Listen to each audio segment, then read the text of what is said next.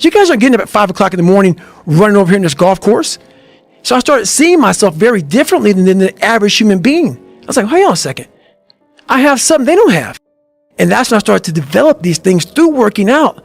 It was this great, never-ending work ethic. And through work ethic, I developed self-esteem. I always equated working out to struggle. And I struggled my whole life, but I ran from it. So I started realizing, man, I got to start facing the struggle, and I got to be mentally strong for the struggle. So that's why I started coming up with I'm training for life. Mentally, I'm training for life. I'm not training for I don't care about winning trophies. I don't care about winning anything. All I want to do is go the distance. And I found out on my own pretty much is that through discipline, through self-discipline, through repetition, through tons of repetition of the same thing that you don't want to do. And that's the key thing. Through repetition of things you don't want to do, you develop mental, like an armor for your mind. You start to armor your mind because your mind's like, okay, we suffer every day. That's what we do. We do stuff that sucks every day. So then when the suck stuff comes, you're ready for it. And that's how I started coming up. I just started being very uncomfortable. And now it's like just a way of life. I stopped caring about people, that what they thought, being judged. Wow, if I say this, if I started right now, are you gonna make fun of me? I stopped caring about that. And that's when my life started really changing for me, slowly but surely. Me, or situations that have wronged me. Because once you've come to a place where you are really happy with who you are in life, no one with you anymore. Even though they're with you, it doesn't with you. What do you want in your life? We have so much influence coming at us that we are so lost. We don't know what we want to do because we don't spend enough time with ourselves. But I was because I kind of was preparing myself for the next part of my journey. I don't like to lay in my too long. And I give myself a couple of minutes to, okay, we got man to up. We got to get back, what's next? And this was literally a trained skill for me, was I'm always preparing for not being a bit.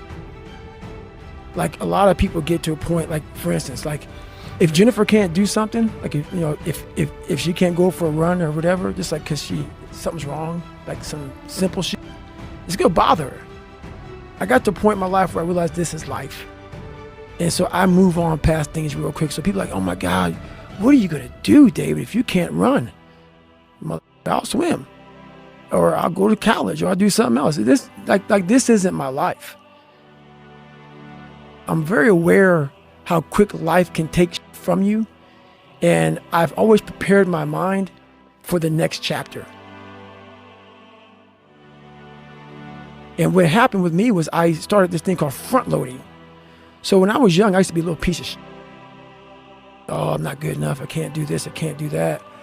But the second I got my head out of my ass and I realized, man, you can achieve a lot of if you get off your ass and you start moving and you start motivating yourself. And I am happy because this is my lifestyle. This is what I want to do. But trying to find your best self, you become unbalanced. And people always talk about this mythical creature called the balance. You want to be balanced. I think balance is a bunch of bullshit. Yes, I really do. You think for everybody? Really yeah, I think almost for everybody. Everything in my life, so I had a learning disability that I talked about. My physical gave me the self-discipline. And that literally has carried me over to, I can sit down and study what may take some people an hour to study. I have to sit down for maybe 10 hours to learn the same. And that's very frustrating. So I always talk about running and swimming and all the stuff I did in the military and pull-up records and powerlifting, all these physical feats. Some of the hardest I do in my life is just learning.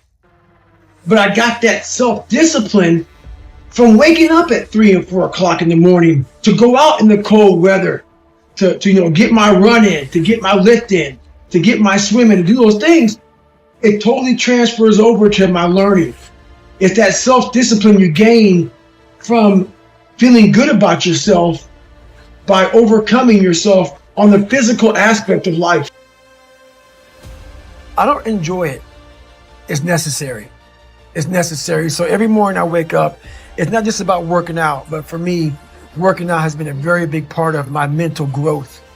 So for me, if I am not challenging myself every day, and I swear to God, people will not believe it. I was over almost 300 pounds twice in my life. A person that does that twice in his life does not enjoy cardiovascular activity. So people can put anything they want to in their head. I did realize one thing. The things I don't enjoy that I still do, that's where growth is at. And that's, for me, the only place growth is at is in that very uncomfortable zone. So I have to visit it every single day. I realized at a young age how to change myself was through discipline. And the military didn't teach me that. It was something I realized I had zero discipline, zero self-discipline. And I realized I have to start developing this. And I started really because I was horrible at reading and I was horrible at writing. I have so many learning disabilities, not even funny. So I just sit down at the table and spend so much time in this, reading and writing and learning. And that kind of translated over to my self-discipline with working out. So that's where it started. I started when I was about 16 years old and said, well, I'm a fourth grade reading level. Let me go ahead now and start really focusing because I'm not gonna get in the military and I gotta pass the test. So that's where it started for me. Each thing that is wrong with you has to be a focal point. You can't look at this gigantic list and say, I gotta change all this. My God, this is crazy. No. You take off the first one. I want to be smarter. For me, that was my thing. I have to become more intelligent. I have such a severe learning disability. I had to now get that one thing and then strategize in that one problem. How can I do this? I'm not going to learn like you. I'm not going to learn like anybody else. How am I going to figure this out? So I then figured out, okay, where are my strengths here? Where are my weaknesses in learning? All right, man, how am I going to do this? And I figured out a way to do it by just strategizing. So how I learn to this day, if I have a big manual to study, I will have to get a bunch of spiral notebooks from the daggone store. And each page, I have to write each page out, maybe 10 times. So there was a 1,000-page dive manual that I got 18 months before I went to dive school. Most people, I'm not smart, I'm gonna go see if I can pass this test. I realized, hang on a second, I'm not smart. How can I get past this? How can I get through this obstacle? I need to acquire this book 18 months in advance because it could take me 18 months to write down each page over and over again to then put it to memory. So when the question came up, I had written that question so many times down in that paper that I can recall, okay, page 71 was where I remember seeing this, and I can recall it that way. And that's how I did it. So you got to strategize on each problem you have in life. Slowly break down that problem. Don't think about all the problems you have, just one at a time. And before you know it, you fix all these problems, but you cannot focus on all of them, just on the one thing at a time.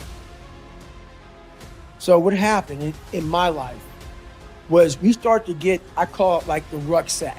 A rucksack is a pack that you carry in the military and you put all your stuff in it. Your radios, your food, your water, all that stuff you have to carry in the military. That's your rucksack, it's a backpack pretty much. As you're growing up, we all have a backpack. Most of ours, hopefully, is empty, and what we put in it is all the crap we're going through in life.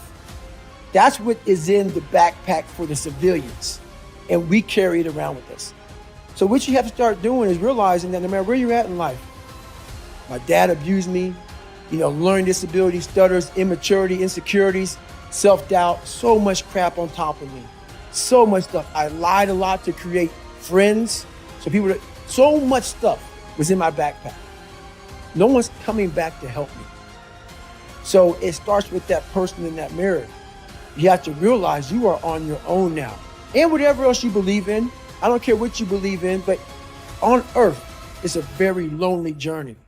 And it starts with the accountability mirror of looking at saying, hey, my dad who beat the hell out of me is not coming back. All these things are coming back. I have to face myself.